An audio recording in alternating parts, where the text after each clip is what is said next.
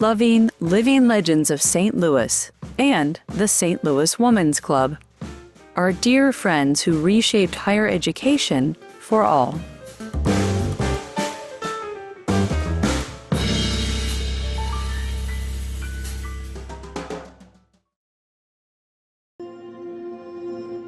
Born to teach. I went to school at Villa Duchesne. I used to tell my friends I'd go to school in a castle surrounded by towering oak trees and fragrant pink magnolia trees. And I loved school. And the nuns to me were an inspiration. They were energetic, they were intellectually alive, happy in their vocation, loving but firm at times when needed. They were truly an inspiration to me. And when I was a sophomore, Sister Griesedick was conducting a class, and all of a sudden she stopped and she said, "Class, I have to leave for a period of time.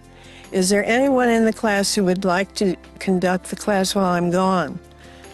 And I raised my hand immediately, and she said, "Harriet, I would like you to do that." So I went to the podium and I started teaching the class, and I knew at that moment that I wanted to teach for the rest of my life. I loved teaching, and I knew I could do it with ease.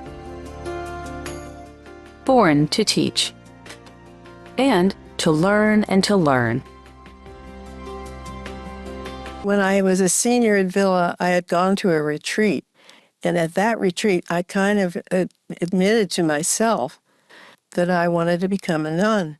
And then I went to the head of the school, Sister McNally, and I told her, "I want to be a Sacred Heart nun." She said, "Well, that would be great, dear, but I want you to go to college first. Go to college, and then after that, you can make a final decision." So I graduated from Villa, and I went to Manhattanville. It was the best Catholic college in the United States. But the nun who was in charge of the freshman class interviewed every student in the class. And when I came to the interview, I made what I think was a mistake or a good thing, I don't know. I revealed to her that I wanted to become a nun. Around my junior year, I was dating Pat O'Mara. Pat O'Mara was in love with me.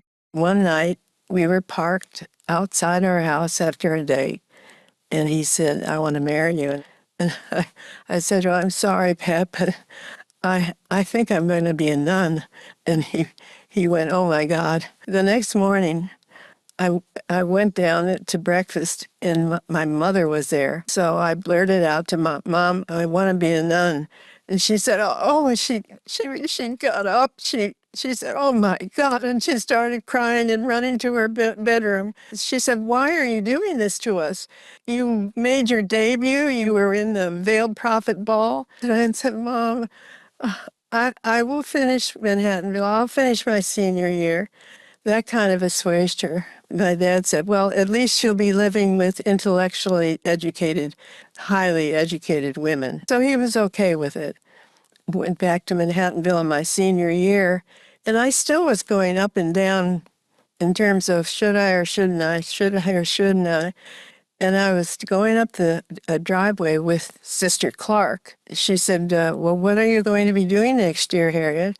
And I said, "Well, I think maybe I should go to graduate school." And she said, "If you go to graduate school, you will lose your vocation." And that clinched it. So from that moment on, I was one direction only, and that was I entered again with the novitiate in 1957 in September. I want to tell you about my first teaching job. I was given the charge of the 5th grade math class.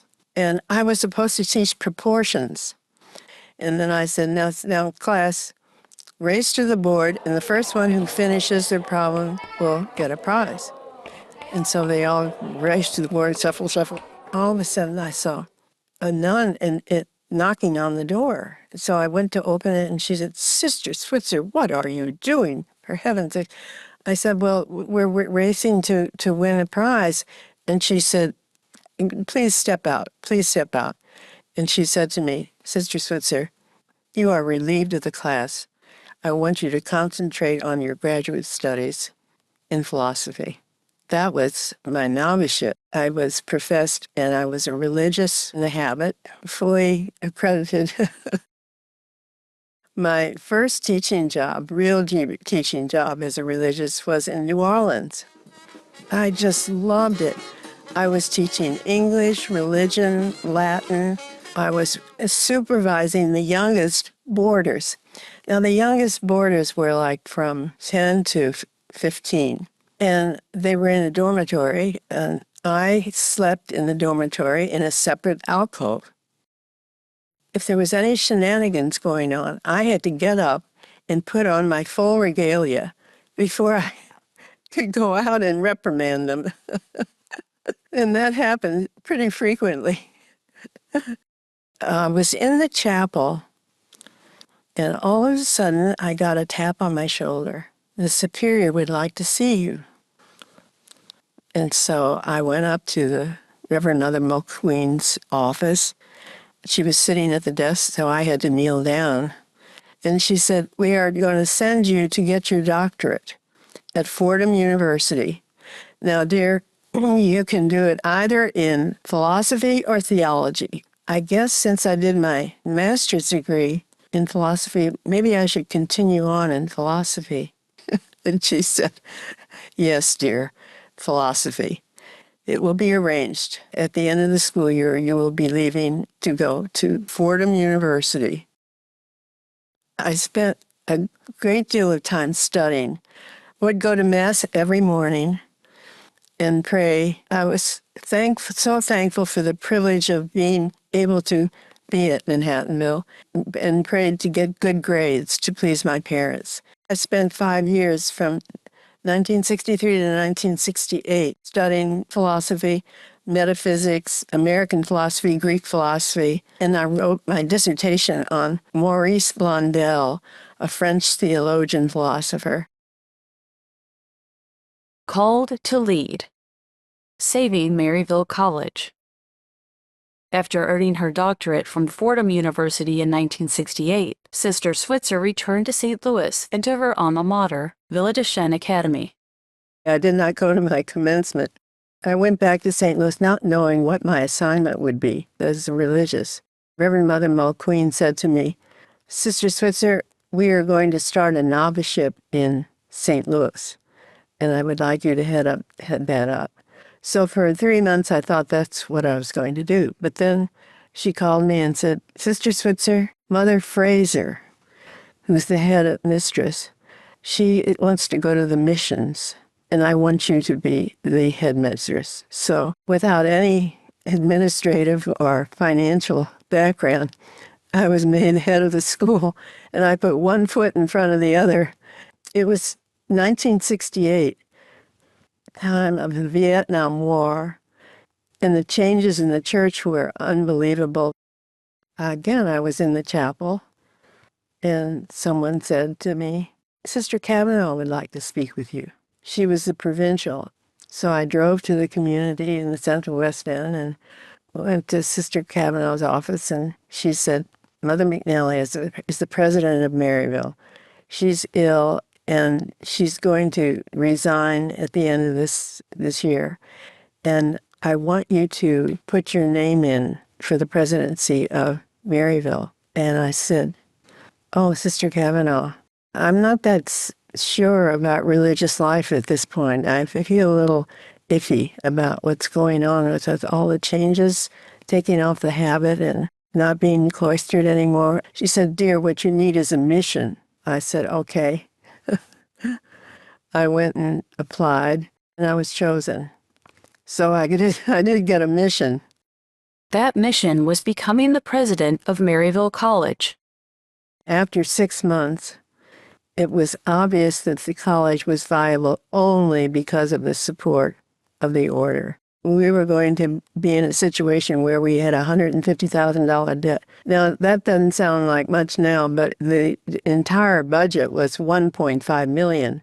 $150,000 was a lot of money in that context. it happened that Sister Webster, who was the dean of the college, came to me and said, Harriet, the Sisters of Mercy do not want the college to close. They have moved their nursing program 3 or 4 times, and it was finally merged with Maryville.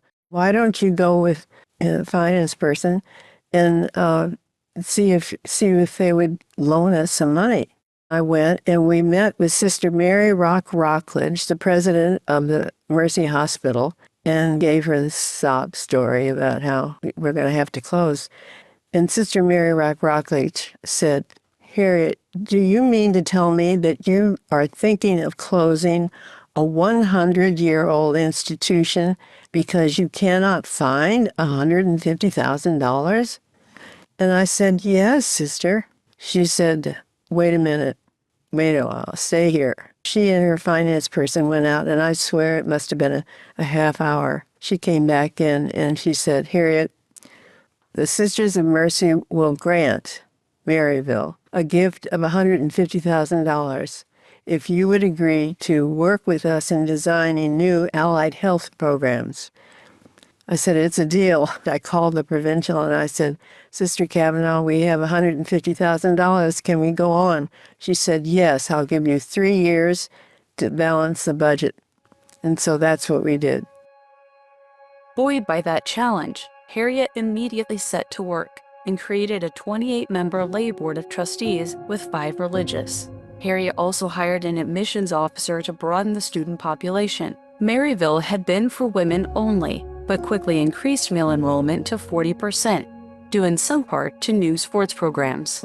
Harriet increased enrollment from 300 to 1,200 and became a prodigious fundraiser. She grew campus acreage from 150 to 300 acres, and at the end of 6 years, she retired $5 million in debt. As Harriet moved the campus forward, she was also reflecting upon her religious vocation. Once again, she was facing a life-changing decision. At the end of the 6 years, when I was thinking of resigning, I made a retreat and decided at that retreat with the superior that I would resign. After being encouraged to devote some serious time to her decision-making, Harriet and the superior agreed that she could use a long-saved airline ticket to visit numerous Sacred Heart communities around the world and pray about her future with fellow religious. In those days, you could go to a destination, get off, get back on the same ticket and go to another destination. You can't do that now. Harriet spent a month with the Sacred Heart community in San Francisco before traveling overseas with only $500. She visited religious communities in Auckland, Sydney, Hong Kong, Taipei, Seoul, and Tokyo, concluding her journey in Manila, where she had a life-defining experience. I decided to do a retreat, a spiritual retreat in Manila. I taught religion to the street people, and they were living in cardboard houses with tin roofs, very poor. One woman and her son invited me to their home for dinner. I will never forget this. I went to this little hut. In this one room, she had a table set, and she served me a fish, and they sat me down, and then they stood and watched as I ate this wonderful, gracious meal that they served to me. I cannot tell you what that meant to me. It just, their graciousness and their desire to do something nice was beautiful. Well, there was a ceremony in which we were supposed to renew our vows, and I told the superior that I really prayed over it, and I really felt that I was not able to renew my vows. She said, well, why don't you take a leave of absence and think about these things. Live in Boston and see what you can do in terms of work. And so I spent about 3 years in Boston. I started out in Boston College in the admissions office. I did an internship there in admissions. And then after that, I did an internship at Harvard College in development. At the end of that, I said, I like men. I want to get married. I feel uncomfortable as a nun in the secular world. I was a nun for 23 years. At the age of 46, Harriet returned to the secular life, coming back to the city with only modest means. I knew that the Forest Park Hotel was the only place that I knew that had furnished apartments. I had worked with Bill Danforth when I was at Maryville. When I began the job search, the first person I went to was to Bill Danforth. He was so gracious, and he said, I've been thinking about positions that would be available for you, and at this point, I really cannot see one that would be appropriate for you. I'll certainly let you know if there's an opening. So then I went and I interviewed at St. Lucie and at Lindenwood. Lindenwood actually offered me the position of academic dean. And so I waited and waited. In April, I got a call from Bill Danforth's office. And so I went to see him. He said, here, I'm separating the function of secretary and treasury. So I would like you to be corporate secretary and assistant to the chancellor for external affairs. Would you be interested in that? I said, oh, I think it would be wonderful. Yes, I would. Yes. My foot went to sleep. I was limping out of the office.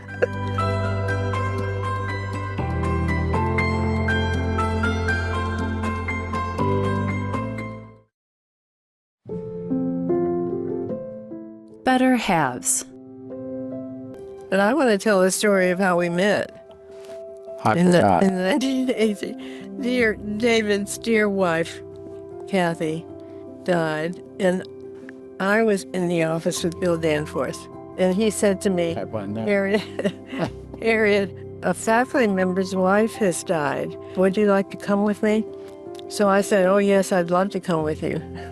And I went and paid my respects to you and to each one of our children. They were 17, 19, and 21. And then Bill Danforth and I went back to the office, and then I didn't really see you then for, I didn't see him for 3 years, not till 1990. I didn't see you till 1985. In 1985, the chancellor came to me and said, Harriet, we need to change the location of where the trustees meet. And the one place that was the most beautiful hall in the university was, at that time, was Brown Lounge. You were the assistant dean in charge of all the operations of the School of Social Work, and I had to call you and say, the chancellor wants to meet in the Brown Lounge, but we need to redecorate to make it worthy for the trustees. So it was a straight business transaction. So we came back. I wanted her to spend money So I wasn't paying for. So we came back with swatches, carpet swatches, and window seat cushion and pillows and drapery swatches. And I was standing on the window seat holding up the drapery swatches. And I said, how do these look? And he said, I think they look great. And so then I got down and he asked me out. And then later he told me he meant my legs. That was the beginning going out. He also was coordinated. That's the one thing, the greatest thing. I have been going out with men who were not that coordinated and were older. The one thing I knew, he had a flair about him. You loved to dance and you loved to play tennis, and I just fell in love with a guy who was very special. After about 2 years of dating, we were at a restaurant in the Central West End, and David came out of the men's room, back to the table and said, I want to marry you. I want to marry you. And I said, oh, yes, let's do it. When we went back to my apartment and reflected on it, we decided that maybe that this time was not the right time financially and otherwise. So we went out for 6 years, and we got married in 1992. David's children were there, and my mom and dad and my aunts and uncles. We never thought we'd be sitting here having been married for 33 years. On reflection, some others would say, Well, it's not by accident if you think of their backgrounds and where they were and what they were doing. So what is free choice on the part of two from the viewpoint of others is predestination. Oh, David. We were predestined to be with one another. Right, but we didn't know it at the time.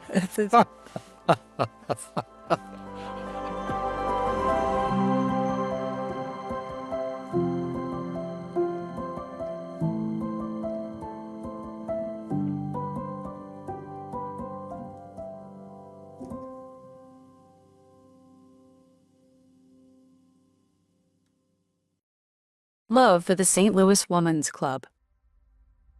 I was really recruited by Margie May, Oh, yes. Oh, yes. the civic philanthropist Yes, and yes. art connoisseur. Yes, yes. And she said, Harriet, you need to join the Women's Club. And I said, I don't have time. It was 1979, and I was busy with Washington University. She said, Harriet, if you join now, you'll be really grateful when you retire. So when I retired from the university, you did say to me, why don't you join the St. Louis Women's Club? And I said, yes. When you join the club, you realize, as I did, that the women that are members here are terrifically educated. I mean, they come from different levels of education.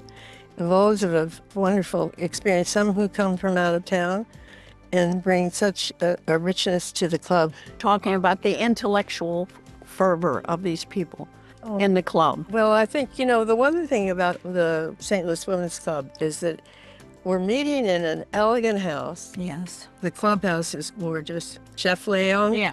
The dining is spectacular. One place, I think, in the city of St. Louis and maybe everywhere, where there's this cordiality and elegance somehow is maintained in this changing world. Yes. And it's all a place that you can feel comfortable in and that you can learn. They want to know what's going on in the world. And the speeches are always good. At these events, you learn about St. Louis. And it's hard with not the Post-Dispatch being as much on target as it used to be. You sort of fall out of knowing what's going on, but somebody here always knows what's going on. Like you and your spouse and myself and Joe, we like to come for events. Mm-hmm. It's not, oh, I have to go to a woman's club tonight or something. Now, who will we sit with? And, sometimes we have a table, sometimes we have a table, but sometimes we just come. And you can sit with almost anybody. It's really a wonderful way to meet different people. Oh, yes, and David loves coming. Yeah. He's part of the club. Yeah. He is part of the They club. feel absolutely welcome. In my experience in this 28 years, I've never heard anyone make catty remarks. No, I There's haven't either. gossip. I haven't either. There's no gossip. You're absolutely right. Right. So it's they're congenial. Right. I'm a bit challenged and use a walker. And I know I'm of an age now, but they treat me with such care, and it makes me want to cry. Yeah. What a support it is to be part of a group of women that are so wonderfully caring. And it's genuine. It's a genuine concern Right. for somebody who needs a little help.